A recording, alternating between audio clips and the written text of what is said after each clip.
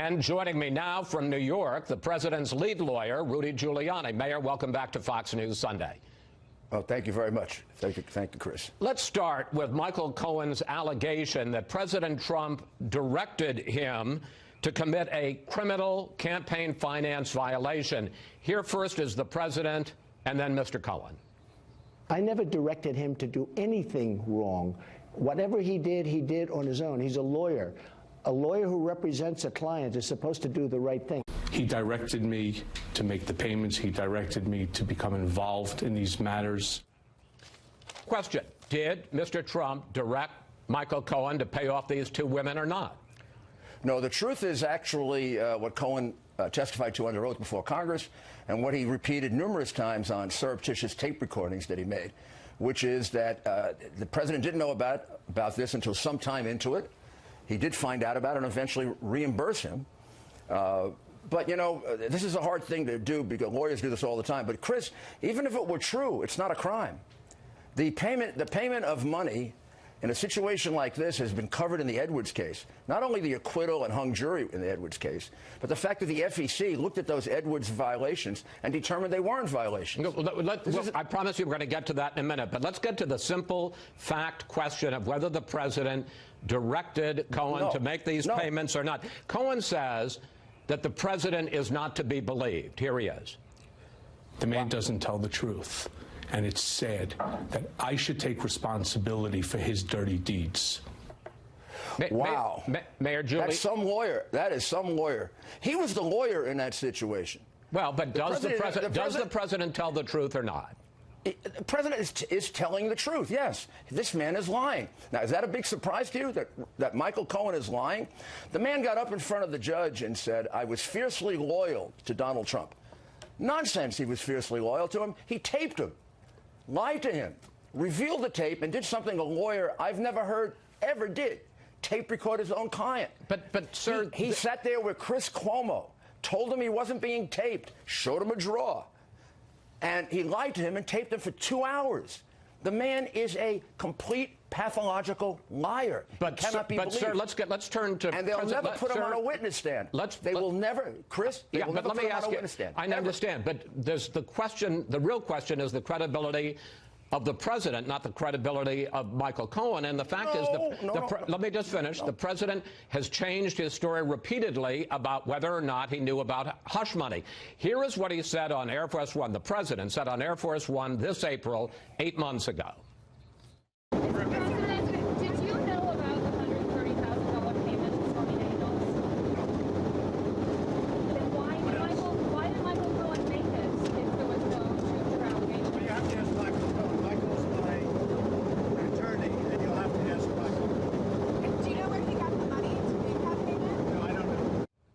President says he doesn't know anything about any payments, but in one of those tapes that you're talking about, where Cohen surreptitiously taped the president, this is back in September of 2016, here are the president and Cohen discussing a potential payment. Let's listen to the tape for a second. Sure, I remember it well.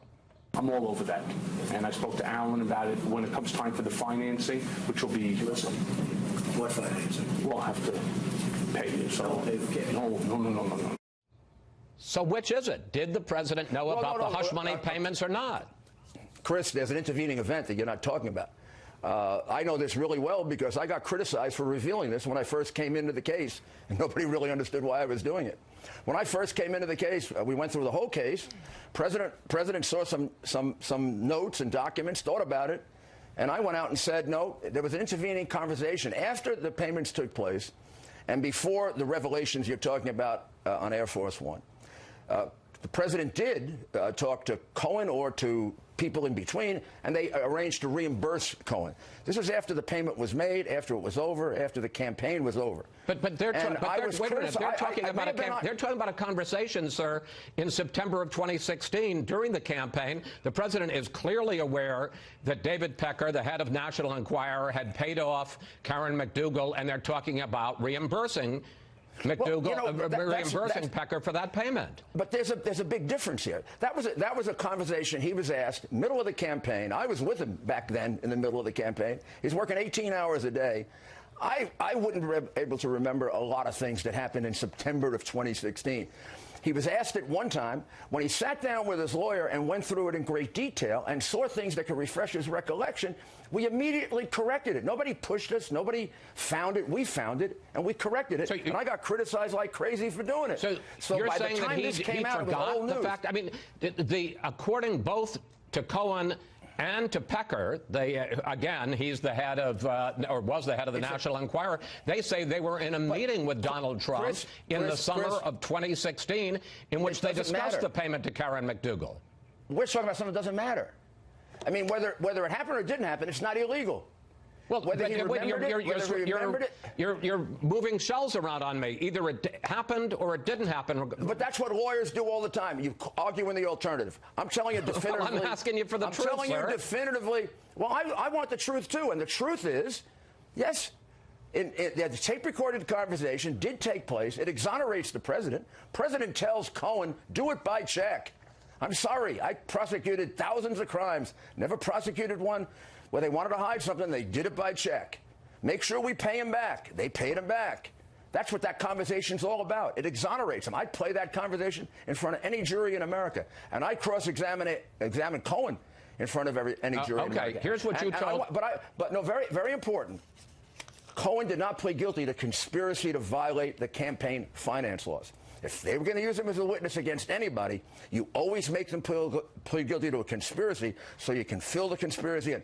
He pled guilty to a singular crime of violating the campaign finance law, not a conspiracy. Yeah, but the statement is full of references to individual one, who is Donald Trump. Here's what you told here's what you told the Daily Beast this week. I want to put it up on the screen. Nobody got killed. Nobody got robbed. This was not a big crime. Mayor, what's the threshold between a crime and a big crime? My statement there was about the prosecutor's view of it, not mine. Mr. Flynn, who wrote that, actually corrected that to say that that was taken out of context. My point was there was no crime. But even if you take the prosecutor's viewpoint, this prosecutor was appointed, both of them, right? They were looking at collusion. No collusion. Looking at obstruction? No, sir. This was the Southern District of New York. This is not. They have nothing to do with collusion or obstruction of justice. They're part of the Department of Justice. He's not being investigated. I understand it's a separate prosecutor. I'm sure when you were the U.S. Attorney for the Southern District, you didn't take orders from somebody in Washington who had nothing to do with the Attorney General. You were your own. They used to call it the sovereign district of New York, sir.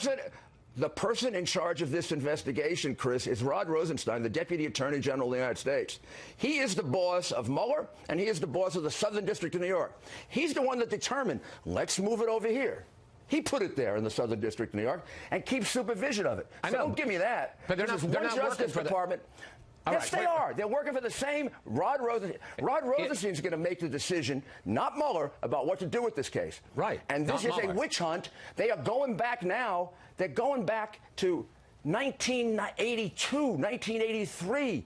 They're going through business records. My goodness, they went from collusion to obstruction, no evidence. Now, campaign finance, no violation of the law.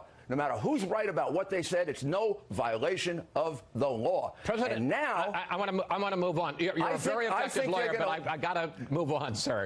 President Trump. You wanted the truth. That's the truth. The truth is, all right, it's not a violation of the law. I want the truth in a limited amount of time. President Trump talked this week about whether or not General Flynn lied to the FBI. Here he is. They took a general that they said didn't lie, and they convinced him he did lie, and he made some kind of a deal. And now they're recommending no time. You know why? Because they're embarrassed that they got caught. Does the president believe Michael Flynn lied or not? I don't know if Michael Flynn lied or not. You got two contradictory things. You got the FBI saying at the time that he wasn't lying, and then we have no explanation, and the guy pleads guilty to lying. So I mean, I don't know what happened in between. I do know they treated Flynn in a way that came very close to violating his rights. I'm asking a simple question. And the reason I ask is I want to put up a tweet from the president a year ago in December 2017 when he says this: I had to fire General Flynn because he lied to the vice president and the FBI. He has pled guilty to those lies. The president a year ago seemed to know that Flynn has lied. Now he's not so sure. The president doesn't know that he lied. The president knows what he knew. But he knows what you knew at the time. The man pled guilty to lying. No. He knows what Flynn said to his vice president. Yes, but that was a lie. But that's not a crime. Well, I understand. I didn't ask whether it was a crime. I asked whether it was a lie. Chris, you're going all over the place, and you're really confusing people. Look, first of all, no, you are, really. Wait a minute. I didn't ask whether it was a crime. I asked whether it was a lie, and he told the same lie to the FBI and to the vice president. And you're quite right. Lying to the vice president isn't a lie. It's not very good. But lying to the FBI, he gets fired for it. Lying to the FBI is a crime. Right, and the more important thing about what the president knew or didn't know, because this doesn't involve the president in terms of him being involved in any kind of conspiracy or anything else. It's like if it's reported that one of my assistants, when I was a U.S. attorney, lied to the court. How do I know if he did or he didn't? He knows what he reads. The man pled guilty to lying. So yes, we didn't know at the time. I didn't know at the time that the FBI had previously concluded he was telling the truth. I didn't know he had been deprived of a lawyer. I think, Mayor, you're confusing people. I'm not confusing people. All right. Let me ask you three last quick questions. There are reports now that the special counsel is interested again in interviewing the president. Has his office reached out to you about sitting down for an in-person interview with the president? Yes, there are several unpaid parking tickets back in 1986, 87 that haven't been explained. Seriously? We've got seriously, unpaid parking tickets. No. It was a movie theater where he didn't pay the proper fee. Is the special counsel, does he want to interview the president? Yeah, good luck. Good luck. After what they did to Flynn, the way they trapped him into perjury, and no sentence for him, 14 days for Papadopoulos, I did better on traffic violations than they did with Papadopoulos. So when you say good luck, you're saying no way, no interview. They're a joke over my dead body, but, I could be dead. Do they want to speak to the president? I do have other lawyers. I am disgusted with the tactics they have used in this case. What they did to General Flynn should result in discipline. They're the ones who are violating the law. They're looking at a non-crime collusion. The other guys are looking at a non-crime campaign violations, which are not violations.